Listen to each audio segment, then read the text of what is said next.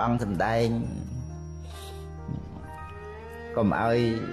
mơ nghe bon thà tịch tôi nâng mình ai pha lo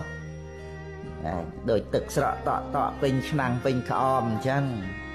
đây nè pra chứ xòm bon đó po rồi tệ thi rô po nhà sa thảo càng pe chuyện năng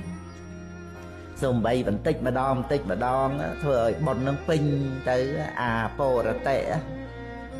po nhà nị bạ rồi lô cá smăng và tật tha hòn để pa nị đăng ông đây bon đằng lai chỉ tì pưng bỏ của sạt từក្នុងលោកខាងមុខមានញាតិមិត្តតាមបងប្អូនណាតាមទៅមើលថែអីចែកឋានទៅប៉ុន្តែ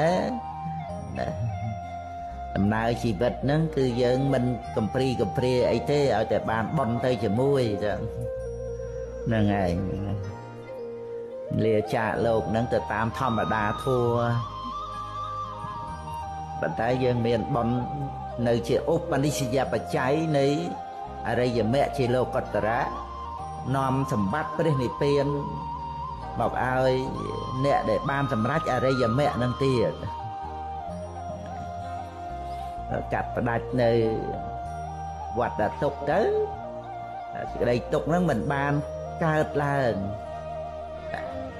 នឹងឯងជាសម្បត្តិព្រះនិព្វាន